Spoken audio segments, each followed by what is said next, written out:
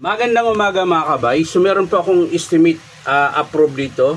39706 letter F. So ang model pala nito mga kabay is DH600. Ito po yung 1/2 capacity ng Stanley na drill.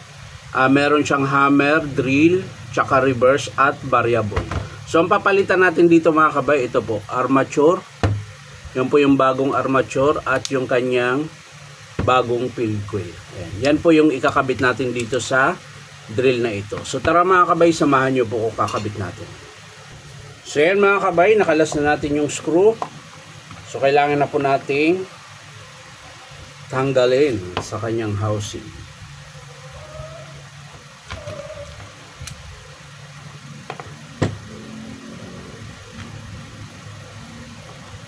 Ayan, so bago natin yan mahugot mga kabay, kailangan nating matanggal itong kanyang carbon brush. Ayan. Kasi sumasabit siya sa armature pag di nyo tanggalin ito. Kabilaan yan mga kabay. Ayan. So yan, pwede mo na mahugot yan. So baklas po lahat ito mga kabay dahil magpapalit tayo ng field coil. Ayan. So kailangan natin baklasin. Siyempre tanggalin muna natin itong kanyang bearing housing. Dahil yan, ito po yung gagamitin natin, yung kanyang bearing housing. Dahil hindi naman po natin sinama sa estimate.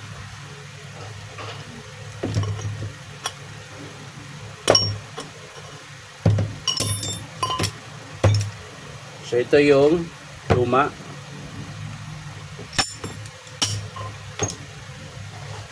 Punasan lang natin mga kabay dahil madami po siyang grasa, madaming grasa. So sa mga magpaparepair mga kabay, punta lang kayo dito sa Powerman Hardware, 530 T. Alonso, Santa Cruz, Manila. So dito lang yan mga kabay. Yan.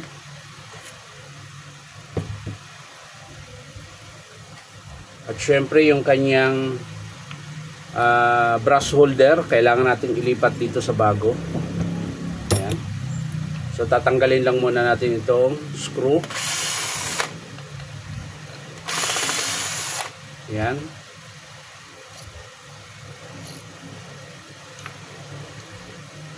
At syempre yung kanyang pagkahinang, ayan. Nakahinang po yung dalawang wire niya. Yung nanggagaling sa kanyang field coil mga kabayan.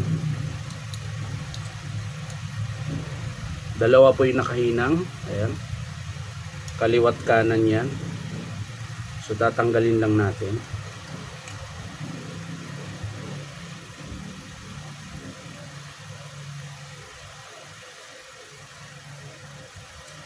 Tagal ah. Yun.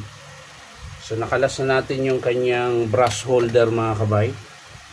So pwede natin siya ilapit dito. Ilipat.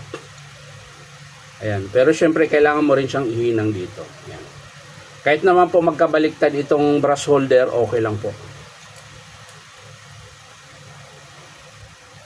Ayan.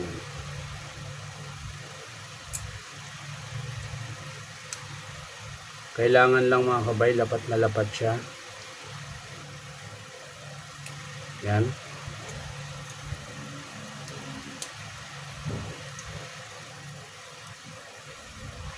So, syempre, ihinang muna natin ito. Kailangan muna pala linisin natin itong yung brush holder niya mga kabay. Kasi para siyang nawawala yung butas. Ayan. Bago natin siya hinangin. So, ayan mga kabay, hinangin na po natin yung kanyang yung sa brush holder.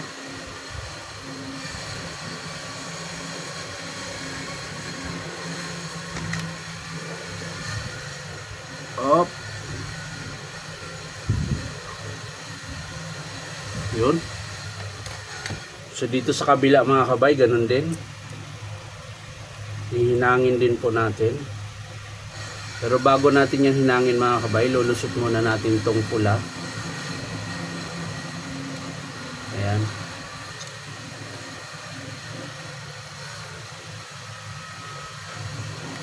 Kahit naman hindi na ilusot mga kabay, pwede rin pala. Ayan, tusok natin yung kanyang brush holder. At syempre, ihinangan natin.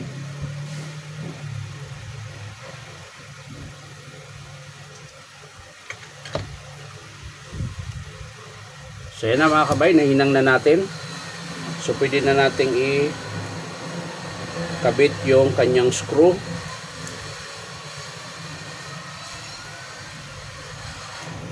Yan.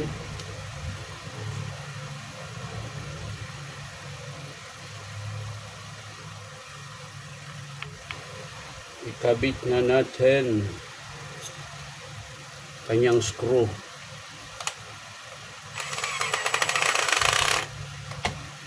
Yan din sa kabila mga kabay. Yan. So higpitan ko lang yung dalawang tornilyo.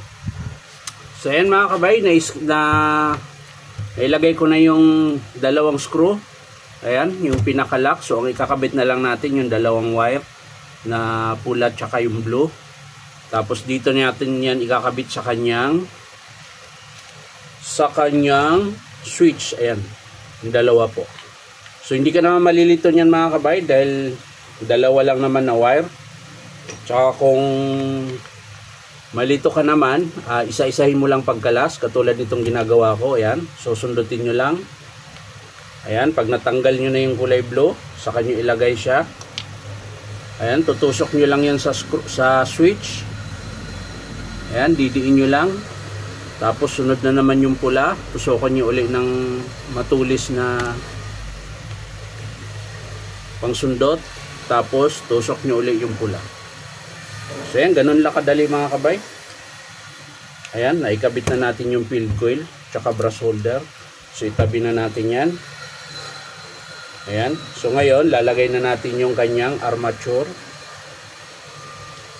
Ayan, armature tsaka yung kanyang bearing housing. So lagay lang natin dyan. Tapos ayos natin yung wire para hindi siya maipit mga kabay. Ay, yung carbon pala.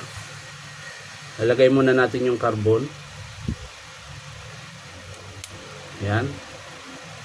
Tapos sa kabila.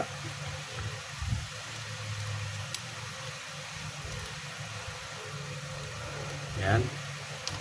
So balik natin ulit sa kanyang posisyon. Ayan. Tapos ito po yung kanyang ring. Dito po yan nakasuksok sa dulo ng armature mga kabaya dito. Yan, nakaganyan po yan. Yan. So lagay natin dito. Bago yan, ito muna, spindle. Ayan, bago nyo isuksok yung ring. Tapos yung kanyang selector hammer. So linisin lang natin dahil medyo madumi. Yan. Dito po yan sa ibabaw. Yan. So naikabit na natin mga kabay. So ang kailangan na lang yung kanyang reverse. Ito po yun. Nakasuksok naman po yan doon sa brush holder. Ayan po. Dito po. Yan. Dito po yan naka-suksok. Ayan, yan. Yan. Yung naka-usli na plastic. Doon nyo po ilagay yung dulo niya. Ayan. Para maano yung reverse mo. Masilik niya. Ayan mga kabay. Naayos ko na yung wiring niya. Ayan. Naikabit na natin yung kanyang wiring papunta sa switch. Ayan. So yan na po yung itsura niya. Ayan. So lagyan lang natin ng grasa dito.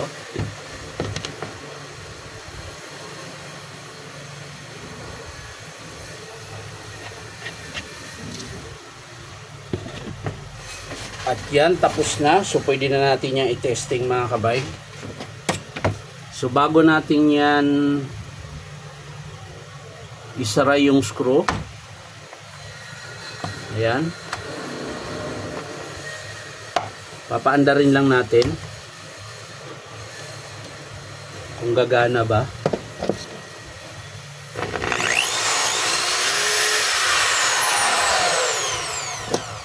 So pwede natin ilagay ito mga kabay, yung pinaka screw nya.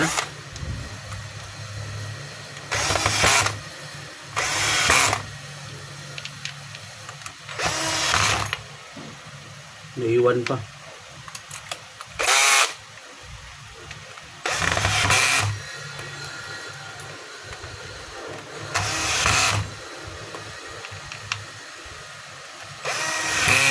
Yan. So tapos na mga kabay. Nabunot pala.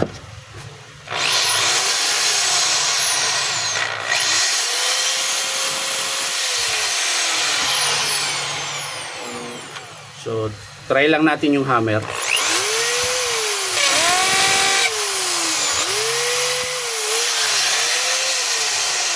Tapos yung kanyang variable.